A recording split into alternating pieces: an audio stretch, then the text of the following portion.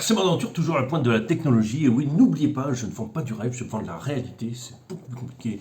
Alors, vous avez une vidéo sur Facebook, en fait, explicative du fusion, tout ça, de mes changements de réglage. Parce que j'étais un peu succinct sur YouTube, mais j'avais fait une vidéo avant et je l'ai foutu sur Facebook. Je l'ai mis sur Facebook. Voilà, donc elle est disponible, vous pouvez aller voir, mais c'est sur Martin RC Prague, voilà, c'est tout. Je me suis trompé de.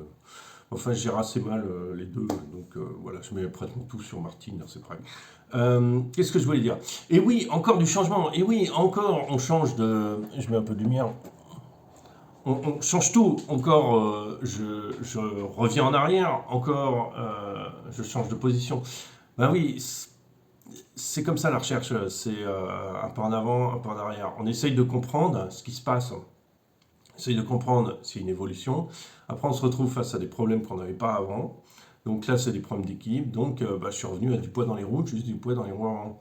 Alors que j'ai toujours défendu le fait de ne pas avoir de poids dans les roues. Mais j'ai plus le choix parce que du coup, je me retrouve avec un engin déséquilibré parce que je peux plus mettre la batterie à l'endroit où je veux parce que le fusion est trop grand. Voilà, il est là, tiens, voilà. C'est encore plus simple.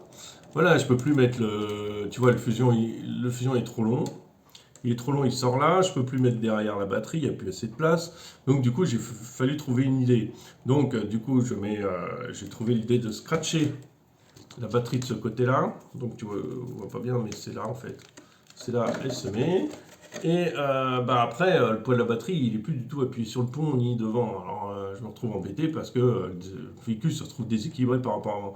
Donc, la seule solution qui me reste, c'était de mettre du poids dans les roues, hein. C'était la solution la plus rapide, la plus simple à faire. Donc, pour l'instant, c'est ça. Voilà. Après, j'ai percé les pneus aussi parce que vous avez vu sur la dernière vidéo sur les pneus carrés. Voilà, c'est juste dû à ce que l'air ne rentre plus dedans. Alors, c'est pas gênant. Il y en a qui roulent. J'avais fait une vidéo expliquant est-ce qu'il faut percer les pneus, est-ce qu'il ne faut pas percer les pneus. Je vais vous le résumer en 3 mots. Si vous avez un véhicule lourd et que vous avez des pneus qui s'écrasent trop, laissez de l'air dedans et une pression d'air, donc ne percez pas vos pneus. Si vous avez un véhicule léger comme moi et que vous avez des pneus un peu plus durs, puisque c'est du G8, eh ben, percez vos pneus, comme ça ils seront plus mous. Voilà, si simple. Voilà, je ne vais pas chercher plus loin. Voilà, ça va dépendre du poids du véhicule. Voilà. Après chacun, voilà, faut voir aussi sur le terrain quel est le rebond, comment ça marche et tout. Moi, je suis très content d'être repassé en mousse devant, en mousse classique. Le test a été concluant hier. Voilà, le fusion. Alors le fusion, pourquoi j'ai pris le fusion? Déjà parce que j'avais besoin d'un combo. Deuxième, je voulais passer en brushless parce que c'est quand même un plus, hein, on va pas. Il y a des combos moins chers hein, que le fusion. Donc j'avais fait un comparatif, donc tout ça vous l'avez dans les anciennes vidéos. Il y a des combos moins chers, il y a le Axel, je pense qu'il est un peu moins cher. Voilà, le Axel fait très bien, hein. Après, 2300 kV, vous avez un peu plus de vitesse. L'avantage, c'est qu'on peut séparer le moteur du variateur. Le variateur, on peut le mettre plus bas en poids, donc le moteur étant plus léger. Voilà l'avantage du système. Et vous pouvez jouer avec votre variateur où est-ce que vous allez être pour équilibrer votre véhicule. Voilà, ce que vous ne pouvez pas faire avec un fusion. Ce qui est aussi un petit désavantage dans l'avantage, c'est qu'on se retrouve avec un petit désavantage. Voilà. Par contre, il faut plus de place. Bon, pourquoi le fusion? Parce qu'on en parle depuis un bout de temps et que j'ai envie d'essayer. Voilà. Alors, je ne sais pas pourquoi je préfère la lente vitesse là-dessus que sur l'autre. Je sais pas. Je sais pas. Voilà. Est-ce que avancer lentement, est-ce que c'est un plus? C'est un petit plus. C'est un petit plus. Je veux dire, ça fait gagner. Dans, ça fait pas gagner énormément. Hein. C'est pas non plus révolutionnaire. C'est vrai que les pneus glissent moins, mais de toute façon, le véhicule passerait plus vite. C'est-à-dire que si avec le combo Brushed que j'avais 5 slots, hein, qui va se retrouver sur Bumblebee, il serait passé, mais il serait pas passé à la même vitesse et tout. Je m'amuse aussi à passer tout doucement, c'est aussi rigolo à faire. Voilà, c'est pas indispensable, on va dire. Voilà, je l'ai fait, on peut garder le 5 slots. Voilà, et au contraire, avec le 5 slots, on est obligé de garder. Le seul avantage, c'est que ça garde sa vitesse constante. Voilà. Ça, c'était vite fait une réponse. Vite fait. Après, on m'a posé une question intéressante auquel je ne m'attendais pas du tout. Je n'ai pas du tout anticipé ce genre de questions. Parce que ça me paraît, ça me paraissait un peu. C'est la question, enfin pour moi, ça se pose pas du tout, hein. Mais bon, après, est-ce que le déblocage des ponts est obligatoire et nécessaire absolument, le déblocage des ponts? Alors, le déblocage des ponts, je vais dire, c'est à deux vitesses. Oui, oui, c'est mieux. Mais c'est mieux, pourquoi? C'est à grande vitesse. À grande vitesse, tu as les ponts bloqués, exemple Axial SX10-3, qui n'a pas les ponts débloquables, bah, il perd un peu en instabilité. C'est pour ça qu'il n'est pas super super rapide. Il est rapide, mais pas super super rapide. Après, si on veut l'avoir par rapport au TRX4, le TRX4 est plus rapide, hein, vraiment une flèche.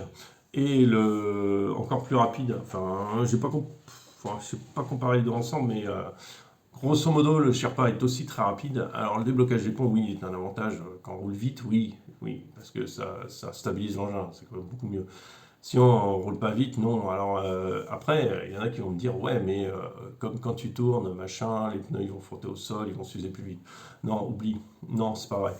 Alors, c'est pas vrai, pourquoi? Enfin, ça va pas être significatif, hein. Parce que une chose qui est simple, tu roules sur un tout-terrain, donc c'est un terrain qui bouge lui-même, donc à son élasticité. Donc même si ta roue intérieure elle va faire rouler trop vite par rapport à ta roue extérieure, elle va patiner, ou la roue intérieure ou la roue extérieure, tu vois. Puis quand tu tournes, il n'y a pas une roue qui avance à la même vitesse, mais si tu as les ponts bloqués, ils vont tous avancer à la même vitesse, tourner à la même vitesse, mais du coup ça va être compensé parce que le sol va absorber ça, le sol va glisser à gauche et à droite. Je vous donne un exemple tout simple, tout simple. Vous connaissez les 45 tonnes, les semi-remorques, hein.